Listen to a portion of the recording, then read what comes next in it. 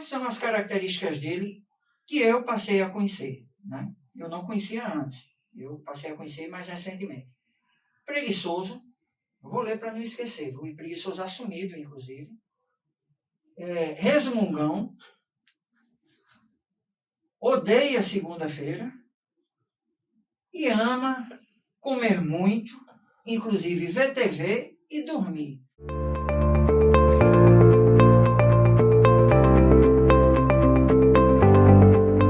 Estamos iniciando mais um programa Vivência, mais uma edição, e eu disse um pouquinho antes da gente começar nos bastidores que eu nunca cheguei a presenciar, cheguei a ver uma entrevista que comece da forma como eu vou começar, com o entrevistado. Mas eu estou com essa missão de fazer isso, e ele, para mim, é de uma forma assim tão singular, que até nisso ele vai fazer essa diferença. Por quê? Porque geralmente quando a gente inicia, a gente já inicia destacando as qualidades do entrevistado, né? Ó, fulano é uma pessoa famosa, fulano é uma pessoa gentil, fulano é... E hoje, com Juninho Santana, eu não vou começar dessa forma, por vários motivos, né? Primeiro porque hoje é um dia péssimo para ele estar gravando essa entrevista. Ele, não sei se ele já desconfiou o motivo. E quais são as características dele que eu passei a conhecer, né? Eu não conhecia antes, eu passei a conhecer mais recentemente. Preguiçoso, eu vou ler para não esquecer, o preguiçoso assumido, inclusive. Resmungão,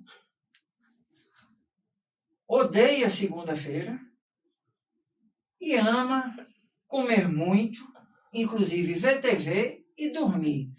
Acho que você já entendeu por que a gente começou assim, né? Essa história, gente, parte do apelido dele, que é o Garfield, né? Garfield, que é um personagem criado pelo Jim Davis.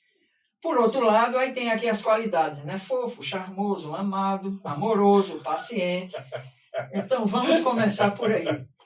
De onde surgiu essa... Fora a fisionomia, né? Porque a gente... Eu lembro um pouco...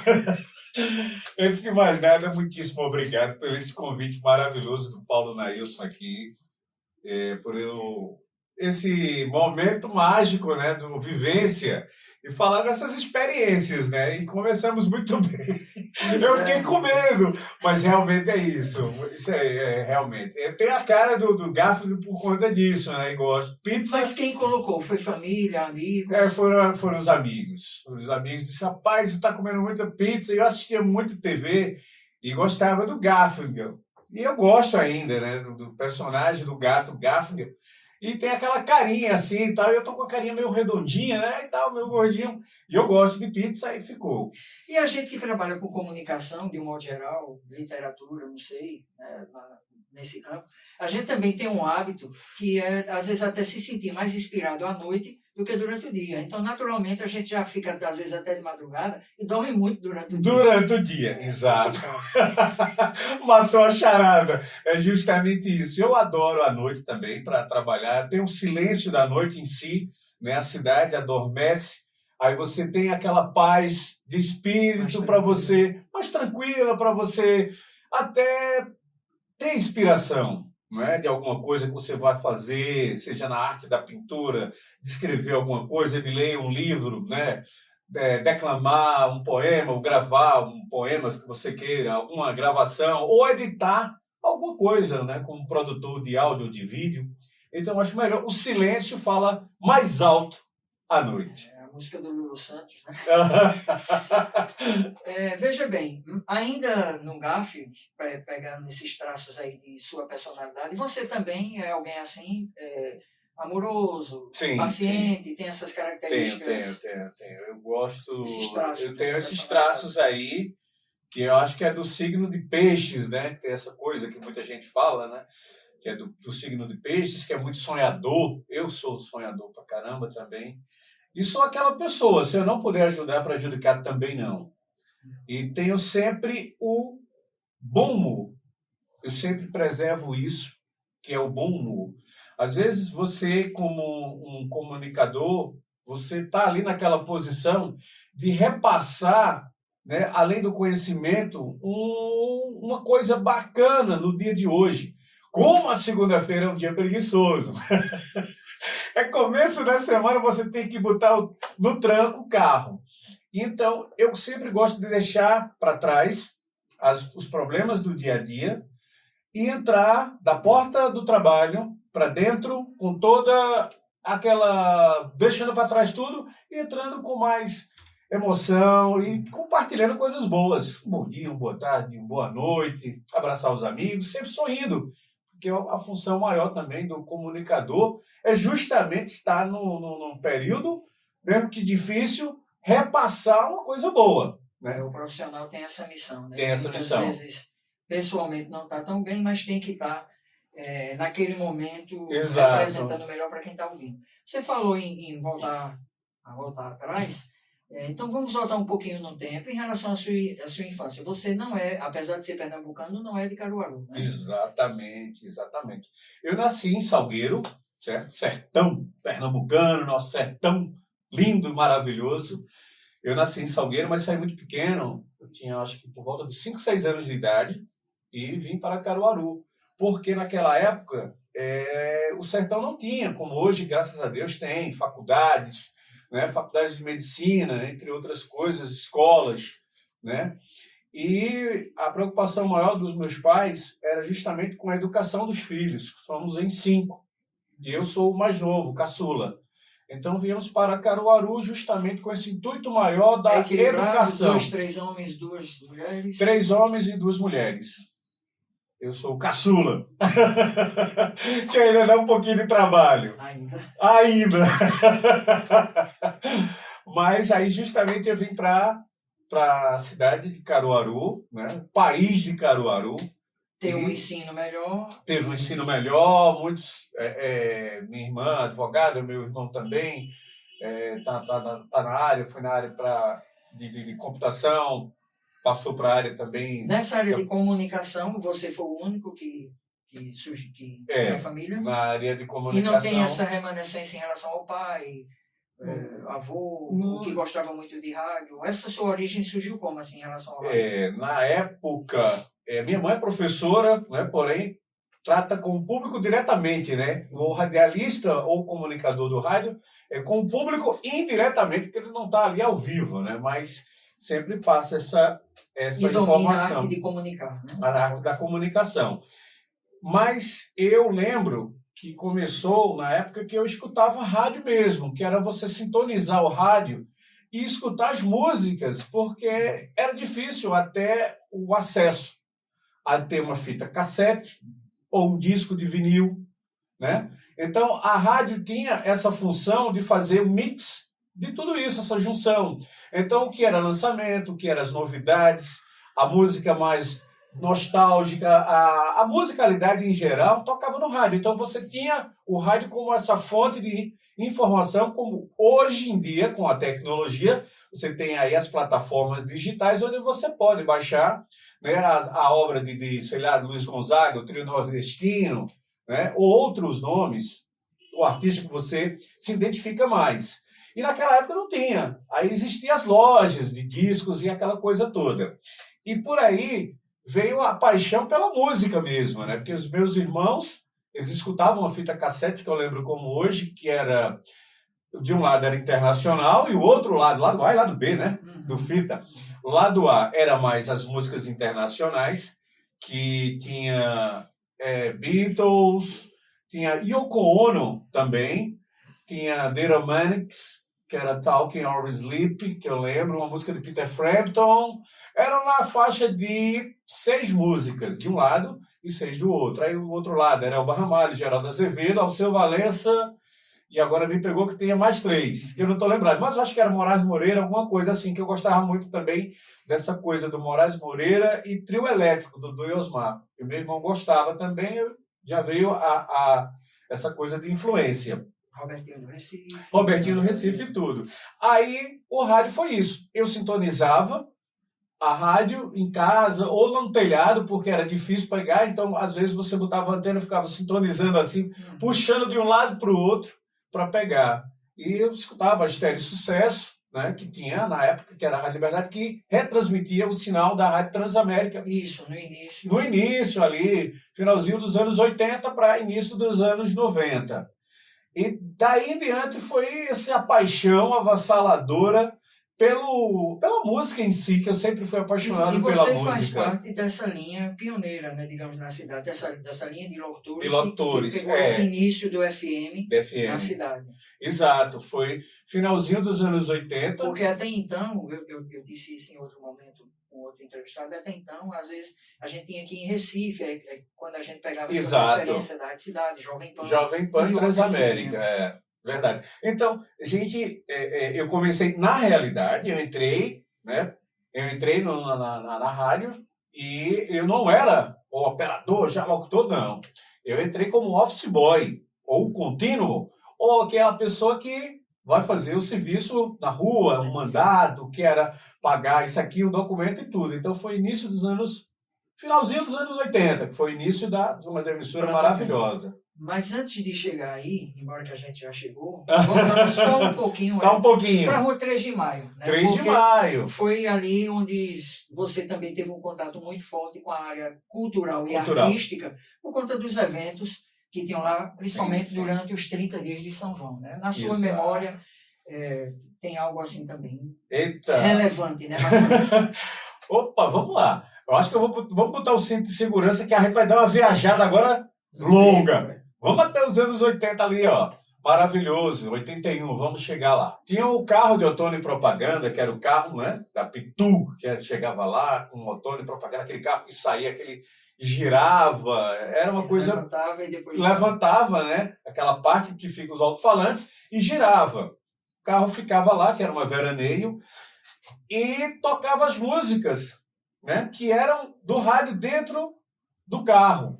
E as pessoas se envolviam, por quê? Tinham os artistas nossos, que era o Jorge Pialtinho, a Cisão, que tocava, o trio nordestino, os três no Nordeste, até então chegar a sequência da ciranda, que todos os dias não podia faltar. Então tinha um poporri, como chamam, de ciranda. E eu lembro que o pequenininho, e via todo mundo com aquela... de mãos dadas, assim, dançando ciranda, eu já fiquei encantado com aquilo. Eu achava irresistível, né? Exato. Então, quer dizer, você sai de uma cidade do sertão e chega numa cidade a qual você é abraçado de todas as formas, né? Com essa coisa cultural. Uma cidade grande, né? Uma cidade bem maior, uma cultura bem maior, de colégios, aquela coisa toda, de pessoas. Então, eu fiquei, assim, ó, em estado de êxtase geral, e muito novo. Eu lembro que minha mãe ficou me procurando, que eu fiquei olhando o rapaz naquele pau de sebo, que eu nunca tinha visto o cara tentando subir no pau de sebo para pegar o dinheiro. E eu lá, pequeno, olhando, minha mãe me procurando. Meu Deus, meu filho tá perdido. Aí eu cheguei em casa e minha mãe, você estava onde? Você estava no pau de sebo, mãe. No pau de sebo? Mas eu estava olhando. Aí eu estava olhando. Eu já ia perguntar se você tinha conseguido. Não, que era muito pequeno. Então, aquilo dali foi muito bacana. Inclusive, eu até falei com ele, que é o Mamulengo do Mamu Seba. Isso. Eu era pequeno, foi quando eu vi pela primeira vez. Eu ri tanto, que era uma passagem que tinha de uma ambulância, que o Seba vem para socorrer, ele dava uma lapada assim com a ambulância de lado da cabinezinha, que toda a criançada morria de rir, eu achava aquilo dali fantástico. Bota com carinho, bota o cidadão, tá passando mal, bota com carinho, ele pá, dava uma lapada para entrar na ambulância. Eu disse, meu Deus, é carinho desse jeito. E por aí foi essa questão cultural e da simpatia pela Rua 3 de Maio, que foi onde o São João de Caruaru teve o seu início. O início de tudo foi ali. Aí depois foi para a Avenida Rui Barbosa, depois Pátio de Eventos e virou comercial. Mas aí até hoje tem uma polêmica, porque paralelo a isso, aquela rua ali da Rua Preta, abaixo da Igreja São Francisco, ali para baixo também, eles tinham nesse período. Mas, a Capitão Zezé, não? Não, é mais para lá. Então, eu esqueci. Teve a 27 de janeiro, né, participou, a 27. Que faz parte dessa origem. Uhum. E a própria 3 de Maio, aquela transversal que dá para o centro e para o cemitério, aquela pracinha, dizem que na realidade ela começou o São João. Mas na realidade é ali. É ali, porque queira ou quer não, era um dentista que falam, eu não peguei, mas era um dentista o qual ele fazia aquela festa, reunia né, parentes e amigos, ali na Praça São Roque. Fez o primeiro ano, foi muito bom. E o segundo ano foi. Já no terceiro ano em diante, aí entrou o patrocínio de uma bebida que todo mundo sabe qual é. E aí foi a parte mais comercial. Ele disse, para suportar, essa rua aqui não vai dar. A rua aqui de cima, a 3 de Maio, é bem melhor o espaço. E ele pegou e disse, isso aqui, para as irmãs Liras, eu te entrego essa responsabilidade que elas administraram durante esse tempo inteiro com total maestria, né? Elas conseguiram isso. Voltando a falar em maestro, né? Você é maestro do áudio. Certo. É uma das formas que se chama também, né? Que se denomina. Voltando para o rádio. Então, esse período que você iniciou no rádio, acho que foi finalzinho de 80 para a década de 90, e todo esse período, toda essa sua trajetória foi no FM. FM, só FM. FM, assim, não tive ainda esse prazer do AM e agora vai ser que mais... vai ter, porque tá... Exatamente, Paulo. Desregulamentado. Vai sair, né, de vez. E, assim, sempre trabalhei na frequência modulada, que é FM. Trabalhei no início na Metropolitana FM, foi quando eu aprendi muita coisa. Eu trabalhei com grandes nomes da época, que era considerada a melhor rádio do interior do estado de Pernambuco. Porque tinha uma equipe, era uma referência, tinha todo mundo do Recife, da Jovem Pan, da Transamérica e da Rádio Cidade, eles tinham um respeito muito grande para os profissionais. Por quê? Ari Corione trabalhou, que hoje está em Curitiba, Ari Corione trabalhou com a gente como diretor artístico. Então tínhamos Silvio Nascimento, Hélio Charles, era Edinho Moreira, né? Antes do personagem que ele tem, o Girimum, mas era o Edinho Moreira, o Cid Henrique, Rogilson, Marcelino, Itamar Godoy, que era na parte operacional, que era um estrondo, assim, o cara mixando. Eu aprendi muita coisa com ele, que era para trabalhar com deck de rolo. Ele já fazia cortes de edição com deck de rolo. Já imaginou o trabalhão que dava, né? Então, hoje em dia está mais fácil. Então, era essa equipe maravilhosa. Deck de rolo, para quem ainda não acompanhou isso, era aqueles... fita de rolo mesmo. Uma fita de rolo. Se puder, na hora da edição, pegar uma foto e coloca. Fica aí o desafio para o Patrick. Fica o Patrick, fica esse desafio. Você pode colocar. Me dá a imagem, me dá a imagem do deck. Me dá a imagem do deck agora, Patrick. Pronto, esse é o deck que a gente editava, que era justamente com a fita cassete, que era de rolo, grandona. Não era aquela fita cassete pequenininha, não. Era fita de rolo. E nessa passagem do AM para o FM, até as cartucheiras, né? Cartucheira, exatamente. Eu fabricava porque a gente pegava da Pilson, que era com P. Pilson, chegava as caixinhas de fita cassete, e eu tinha que abrir os parafusos por parafuso, 5 parafusos, 3 em cima, 2 embaixo. Abria, pegava aquele carretel, botava a fita de 60 minutos e colocava a edição para botar em 1 minuto e 15, 1 minuto e 20, para cortar, para ser gravado comercial. Para fazer as vinhetinhas. Exatamente, que a gente utilizava dessa forma, não tinha nada digitalizado ainda de computação. Então foi justamente aí. Partindo para encerrar, nosso tempo é breve. Infelizmente, no momento que Tava gostando. Eu queria que a gente concluísse, daqui a pouquinho vai ter o bate-volta, né? Mas assim, que concluísse com uma reflexão sua, uma observação sua em relação a essa função do rádio, inclusive nessa linha da FM, que não é só de entreter, né? Não só trazer uma boa música, uma música legal, que o pessoal vai balançar, vai dançar, mas esse compromisso, sim, que eu penso que o rádio tem, e um bom profissional, um bom radialista, como eu considero que você da responsabilidade com o público, não só de trazer boa informação, a informação correta, em épocas que circula tantas fake news, e também formar. Porque você, enquanto jornalista, tudo bem que necessariamente você não precisa formar, é mais informar. Mas, no caso do locutor, ele tem uma responsabilidade com a população de um modo geral em relação àquilo que ele está fazendo com os ouvintes, né? Ou seja, de tocar música de qualidade, com boa letra, com boa harmonia, com boa melodia. Sim, né? Eu acho que, claro, a gente respeita o gosto de cada um e respeita também a linha de cada emissora. Mas a sua linha, mesmo quando você muda de emissora, você mantém esse padrão, né, de ter um cuidado a mais com aquilo que está sendo colocado para o ouvinte. Não só na música, mas também na fala, né, nos diálogos, nas conversas. Então, eu queria que você fizesse essa reflexão. Porque eu digo isso porque eu acho que também é parte da responsabilidade da emissora aquilo que é levado para o público. Sim, né? sim. Porque muitas vezes o pessoal diz, não, rapaz, mas toca isso, esse tipo de música, ou existe esse tipo de programação, porque o povo gosta. Porque o povo mas, gosta. na realidade, o povo gosta Exato. porque também isso é colocado. Porque o cachorro gosta de osso? Não, o cachorro não gosta de osso. Cachorro rói o osso porque vai ajudar até na arcada dentária dele, né? Para estar mastigando ali. Mas se você der um filé, ele vai querer filé sempre. E você veja nessa ilustração que você está fazendo que houve essa evolução, né? Hoje em dia não é mais recomendado estar dando osso nem qualquer comida. Exato, a comida para o cachorro, entendeu? Não é apropriado. Não é apropriado. Então, se você passa para quem está em casa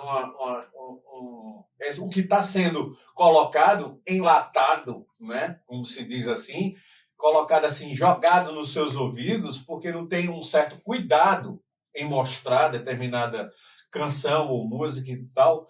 Então, eu acho que é justamente isso que você falou agora, de você sair de uma emissora para outra e tal, e ter esse cuidado, como eu sempre tive. Então, eu fui de uma época que a gente escutava muitas músicas internacionais, as músicas nacionais eram músicas inteligentíssimas, como até hoje você escuta a música Canção da América, quando alguém perde um ente querido, ela é colocada, amigo, é coisa para se guardar. Me fale alguém que vai ter um ente querido agora, um jovem que perdeu, se ele vai utilizar, qual é a música que ele vai utilizar?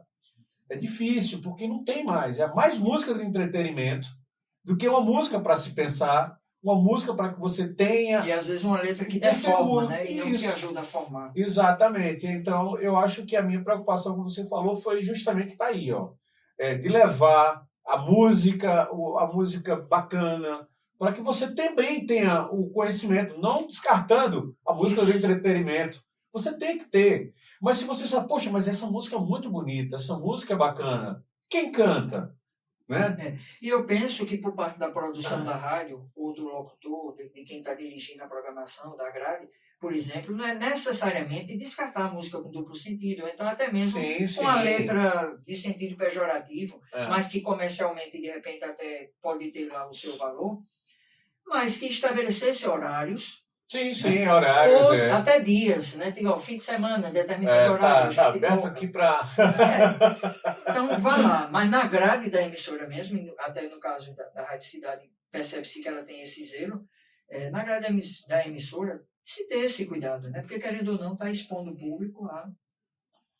Exatamente, a escutar a determinada... E acabar formando ou deformando. Né? Ou deformando. E outra, quando eu acho muito bacana, quando eu falo que é uma rádio feita para você que está em casa, que é uma rádio da família, é porque se você tem uma criança que está ali ao seu lado, mesmo que você não esteja com a sua playlist ligada ou alguma coisa que tenha a sua musicalidade particular, você está ligado no rádio, seu filhinho vai estar ouvindo lá a programação bacana, se for musical. Fica constrangido, né? Não fica constrangido. Como eu já escutei, não vem um caso falar, mas eu disse, eu não acredito que isso está tocando numa rádio.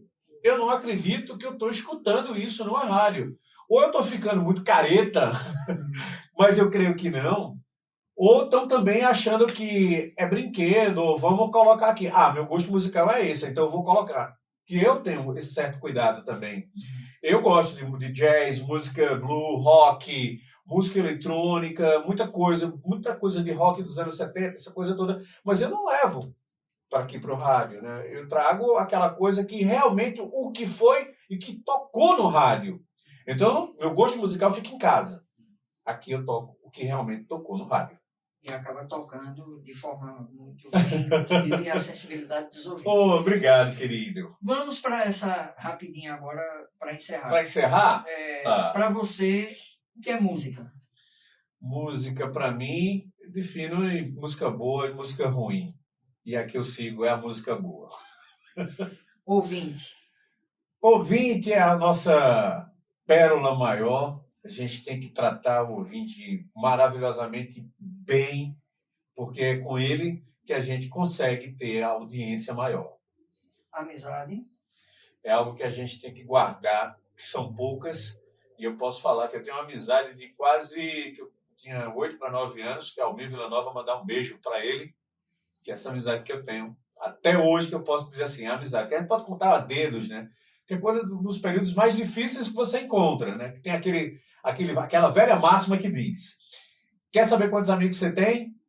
Né? Ou quer saber a quantidade de amigos? Faça uma festa. Agora, quer saber quantos amigos de verdade dessa festa você tem? Fique doente.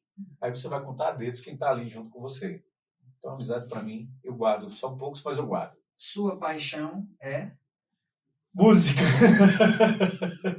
Música. É tanto que eu gosto também. Sou meio enxerido. Eu tenho um instrumento em casa, que é uma guitarra, e sou meio enxerido a botar algumas notas. Sou guitarrista, não. Eu boto notas no instrumento. Você se considera realizado? Chegou hoje já. Considero realizado, mas falta só mais 2 pontinhos para eu chegar à realização maior. Para você, o que é mais valioso na vida?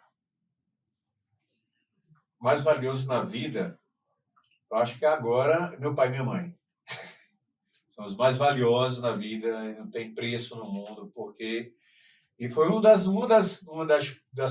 coisas que aconteceram do 2019 para cá, que foi bem forte para ter trazido de volta o Santana para Caruaru, foi estar junto do meu pai e da minha mãe. Eu não sei até quando a gente vai estar, porque meu pai tem 84, minha mãe 76, e assim é meu porto seguro, eu estou ali, então não tem preço, são eles.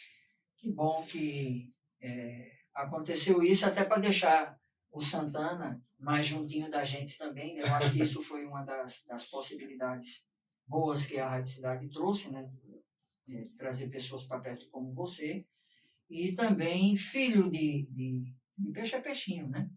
Então, ser grato a Deus pela vida do seu pai e de sua mãe, porque certamente muito neles, né, herdado deles, a gente percebe no seu caráter, na sua índole, no seu jeito de ser. Obrigado. E que faz com que a gente o admire, o respeite e o considere tanto, né? O Juninho Santana, para quem conhece, para quem tem possibilidade de se aproximar, vê que ele é uma pessoa fácil de se amar, porque ele é realmente uma pessoa do bem. Então, eu queria, já encerrando, agradecer pela sua gentileza, né, de nos acompanhar nessa edição do programa, né, do Vivência, de poder me dar essa oportunidade de aprender um pouco mais também com a sua história de vida. Muitíssimo obrigado, Paulo Nailson. E, mais uma vez, virei seu fã. Virei seu fã porque gostei da forma que começou, né, a entrevista. Eu fiquei com medo. Muitíssimo obrigado, meu querido. Estamos juntos nessa. Valeu. Gostei do Espaço Vivência e a experiência de vida aí. Espero que quem esteja nos acompanhando tenha esse prazer também, como foi aqui, estar falando com você. Valeu.